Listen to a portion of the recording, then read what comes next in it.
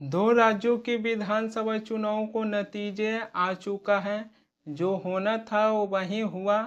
जम्मू कश्मीर में कांग्रेस पार्टी और national conference हैं जो गठबंधन की सरकार बनाने जा रहे हैं। जम्मू कश्मीर में नेशनल कॉन्फ्रेंस और कांग्रेस पार्टी दोनों ही मिलकर 48 सीटें जीते हैं, जो बहुमत की आंकड़ा पार कर चुके हैं। वहीं पर ही अगर हरियाणा विधानसभा चुनाव के नतीजों पर ध्यान दीजिएगा तो कांग्रेस पार्टी कभी भी नहीं सोचे होंगे कि हरियाणा विधानसभा चुनाव को नतीजा ऐसा आएगा। दरअसल हरियाणा विधानसभा चुनाव को जो नतीजा आया उसमें बीजेपी पार्टी एक बार फिर से सत्ता में आ गई है और हरियाणा में बीजेपी पार्टी तीसरी बार अपनी सरकार बनाने जा रहे हैं। हरियाणा विधानसभा चुनाव को नतीजा आया है, उसमें बीजेपी पार्टी 48 सीटें जीते हैं, जो बहुमत की आंकड़ा अकेले पार कर चुके हैं। यानी कि पूर्ण बहुमत से बीजेपी पार्टी हरियाणा में अपनी सरकार बनाने जा रहे हैं। तो वहीं पर ही कांग्रेस पार्टी हरियाणा विधानसभा चुनाव को जो नतीजा आया उसमें कांग्रेस पार्टी मात्र 37 सीटें जीते हैं। यानी कि कांग्रेस पार्टी एक बार फिर से हरियाणा में अपनी सरकार बनाने में चूक गए हैं। बीजेपी पार्टी लगातार तीसरी बार हरियाणा में सरकार बनाने वाले पहले पार्टी बन गए हैं, जो लगातार हरियाणा में बीजेपी पार्टी तीसरी बार अपनी सरकार बनाए हैं। वैसे भी बीजेपी पार्टी इस बार केंद्र में भी हैट्रिक लगा चुके हैं और इस बार बीजेपी पार्टी हरियाणा विधानसभा चुनाव में भी हैट्रिक लगा दिए हैं। लेकिन आज की इस वीडियो में हम बात करेंगे मीडिया को लेकर कि जिस प्रकार मीडिया एग्जिट पोल को जारी किए हैं उसमें सारी मीडिया की एग्जिट पोल गलत हुआ। हरियाणा विधानसभा चुनाव को लेकर जिस प्रकार भारत के मीडिया एग्जिट पोल को जारी किए और उसमें कांग्रेस पार्टी को 60 से 61 सीटें दे दी हैं, लेकिन जब चुनाव के परिणाम आया तो कांग्रेस पार्टी हरियाणा में मात्र 37 सीटें जीते हैं।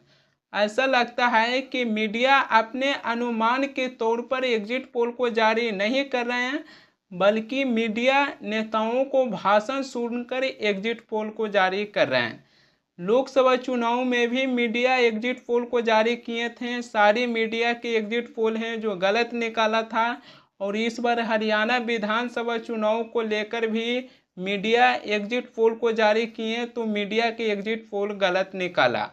वैसे भी मीडिया पर जिस प्रकार सवाल उठ रही है कि जिस तरीका से मीडिया एग्जिट पोल को जारी करते हैं जो हमेशा गलत साबित होती है।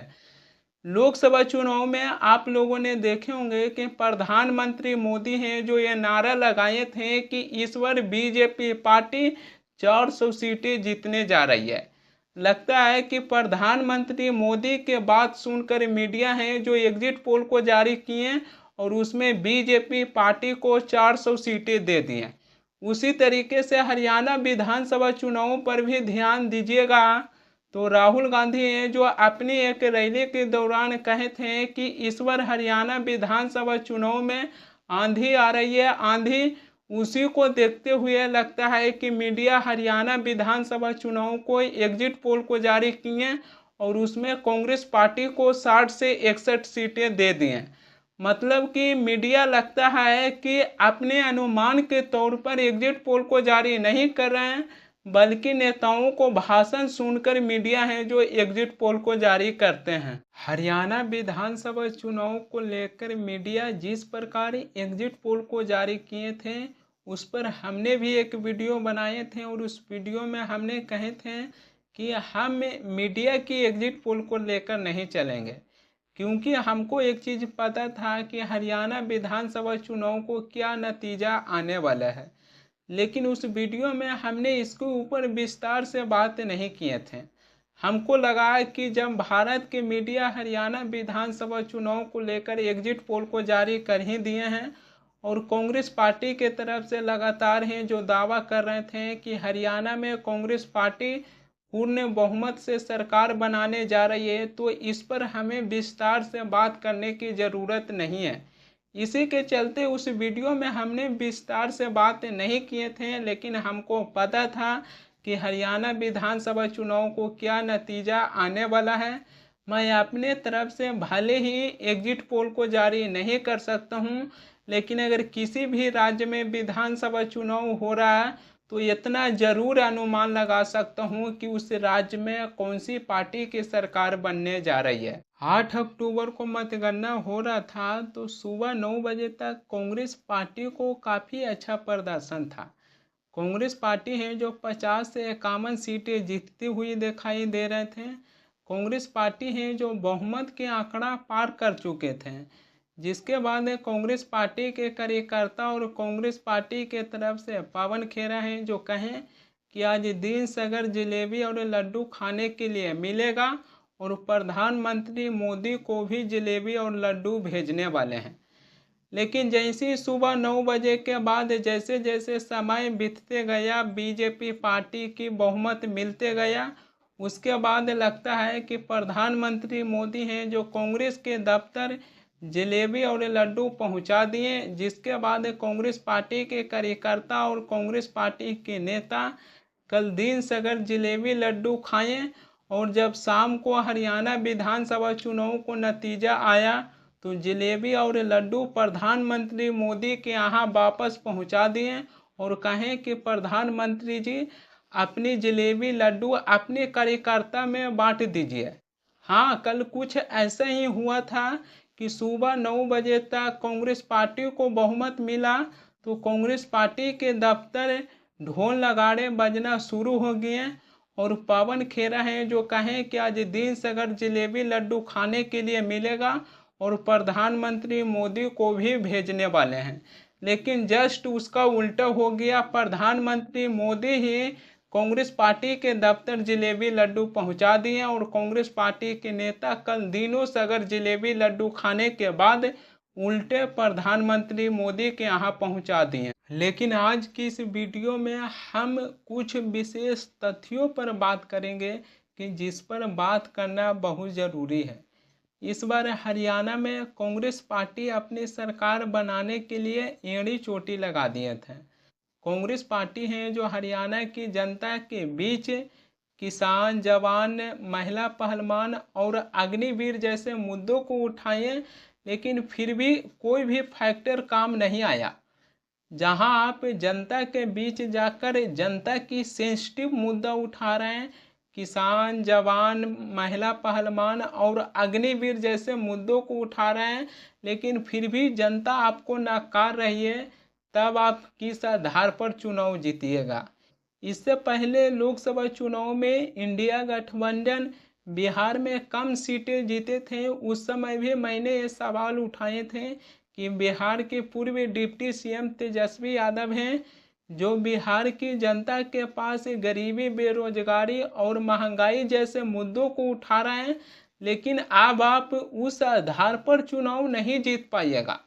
अगर आपको चुनाव जीतना है तो सबसे पहले आपको अपनी पार्टी के अंदर परिवर्तन लाना होगा और उससे भी सबसे महत्वपूर्ण चीज़ हो जाती है कि अगर किसी भी सीट से किसी भी नेता को टिकट दे रहे हैं तो उस सीट पर नेता की कैसा प्रदर्शन है, क्योंकि एक पार्टी को चुनाव जिताने में उस पार्टी के नेता एक बहुत बड़ी रोल निभाते हैं।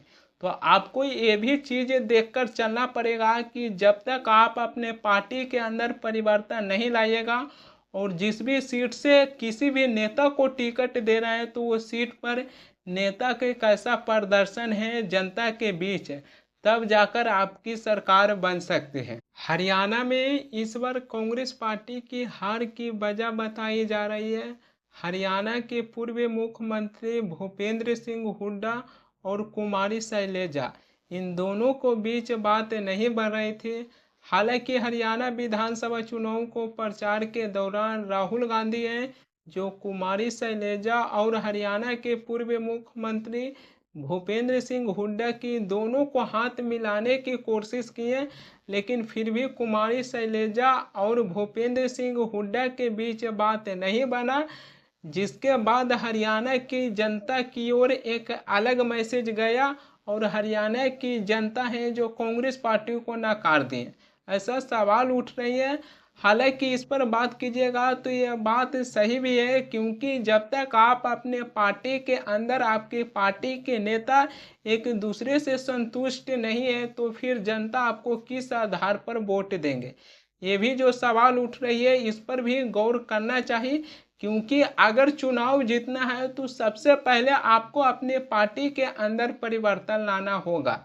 लेकिन इस बार कांग्रेस पार्टी को हरियाणा में हार की सामना करना पड़ा है, तो विपक्षी पार्टी हैं जो कांग्रेस पार्टी के ऊपर तंज भी कसना शुरू कर दिए हैं। विपक्षी पार्टी है जो कह रहे हैं कि कांग्रेस पार्टी है जो हरियाणा में बीजेपी पार्टी से अकेले चुनाव लड़े तब भी हार गए हैं। ये केवल कांग्रेस पार्टी की हार नहीं है बल्कि सारी विपक्षी पार्टियों का हार है। बीजेपी पार्टी है जो सारी विपक्षी पार्टियों को मुंह पर तमाचा मारे हैं, क्योंकि हम लोगों को ये चीज़ नहीं भूलना चाहिए कि जम्मू कश्मीर के विधानसभा चुनाव और हरियाणा विधानसभा चुनाव खत्म हो गया है। इससे आगे बढ़िएगा तो हो सकता है कि चुनाव आयोग नवंबर में महाराष्ट्र और झारखंड विधानसभा चुनाव की तारीख की घोषणा कर देंगे, और उसमें कहीं अगर विपक्षी पार्टी कांग्रेस पार्टी से गठबंधन करने में अगर चूक करते हैं और उसमें ज़्यादा सीटों की मांग करते हैं तो ये सारी विपक्षी पार्टी का हार की सामना करना पड़ सकता है।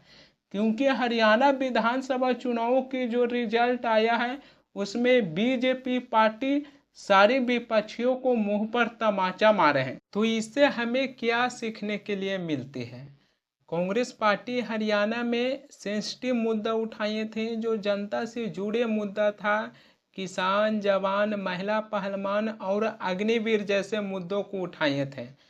अग्निवीर स्कीम केंद्र सरकार लेकर आए थे तो काफ़ी ज़्यादा विरोध प्रदर्शन हुआ था। विपक्ष अग्निवीर की मुद्दा को चुनाव में एक बहुत बड़ी मुद्दा बनाए, लेकिन फिर भी जनता है जो नकार दिए और बीजेपी पार्टी की ओर चल गए। तो आने वाला समय में जो विधानसभा चुनाव होने वाला है उसमें विपक्षी पार्टियों को सावधान होना पड़ेगा कि आखिरकार चुनाव में क्या चल रहा है और क्या हो रही है। कांग्रेस पार्टी इस बार हरियाणा विधानसभा चुनाव को लेकर अपनी एड़ी चोटी लगा दिए थे। किसी को नहीं लगा था कि कांग्रेस पार्टी है जो हरियाणा विधानसभा चुनाव हारने जा रहे हैं।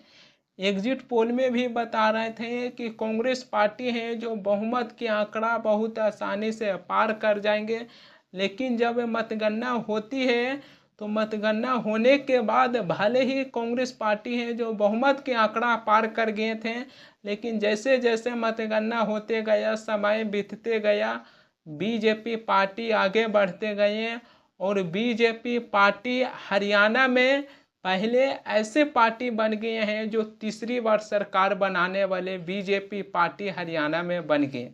तो समझना पड़ेगा विपक्षी पार्टियों को कि आखिरकार चुनाव में क्या हो रहा है और क्या चल रही है, और आप जनता के मुद्दा उठाने के बाद भी जनता आपको नकार रहे हैं।